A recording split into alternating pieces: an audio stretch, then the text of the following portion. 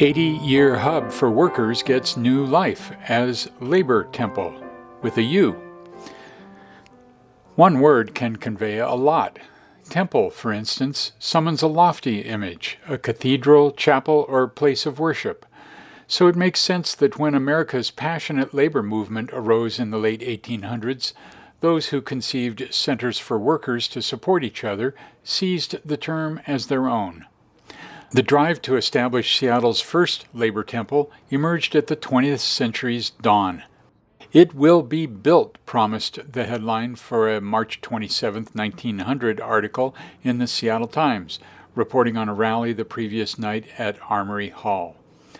One speaker, Seattle Post-Intelligencer editor J.G. Pyle, described the temple concept with a more universal word: home. "It means," he said, "companionship, sociability, advancement, and rest after a day of toil, relief from all cares of work. With a home, you can act in harmony in a way that would otherwise be impossible." 5 years later, on Labor Day 1905, a new brick veneered shrine to organized work opened at 6th and University, where it served scores of unions for 37 years.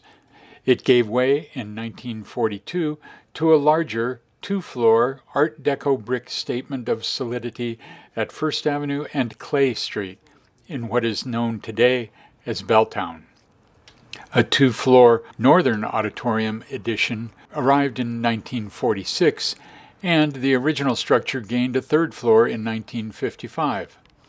The temple's exterior earned City Landmark status in 2008, but a relentless scattering of blue-collar workers beyond the city's perimeters and decades of deferred maintenance took a toll. Fortunately, two entities came to the temple's recent rescue. The downtown Cornerstone Church is converting the auditorium addition to a 700-seat sanctuary. Meanwhile, a Queen Anne-based real estate firm owned by spouses Chris and Angela Faul has transformed the heart of the edifice while retaining and enhancing as much of its historical character as possible. Fresh from society's rebound from COVID-19, the Fauls created a hub for a more individualized style of labor, co-working in today's lingo, with varied offices, meeting rooms, event spaces, and all manner of amenities. The 56 spaces are 40% occupied and expected to be full by year's end. One showcase is a huge interior courtyard that, along with a ground-level reading room, can accommodate 150 people. Perhaps most charming, however, is the temple's rebranding, the insertion of a single letter in its name.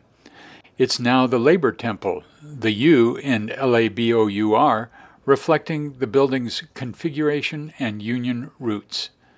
The Falls are proud to have embraced the niche of small-scale preservation projects, such as their Queen Anne Exchange residential venture, without high-rise ambitions. Of course, they call it a labor of love.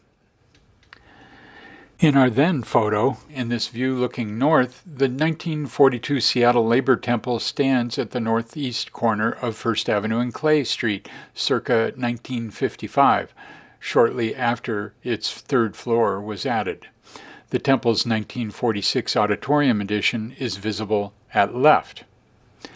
Today, standing at First and Clay in front of their rebranded Labor Temple are, from left, real estate developers Chris and Angela Faul, architect Kenny Wilson, and manager Stacy Buchler, with tenants Kyle Milius and Leslie Rosenberg, financial advisors, and Alex M. Dunn, strategy consultant, holding his dogs Coco and Hilo. Also today, Chris and Angela Faul and architect Kenny Wilson chat in the Labor Temple courtyard, which can host events for 150 people. Original interior light fixtures hover above, like UFOs. Also today, Jim Lang, an accountant and Labor Temple tenant, uses one of the building's 6 new interior phone booths, which architect Kenny Wilson converted from storage closets to allow for undisturbed individual participation in online meetings. Also today, the Labor Temple Blade sign that hung at First and Clay now overlooks the building's U-shaped courtyard with the addition of a yellow U. Also today, the Labor Temple sign that originally shone from its front entrance on First Avenue now tops its Clay Street entrance, augmented by a yellow U in line with the building's rebranding. And finally, Chris Faul and architect Kenny Wilson chat inside the 81-year-old basement-level boiler room of the Labor Temple. They say the room may be converted to a speakeasy.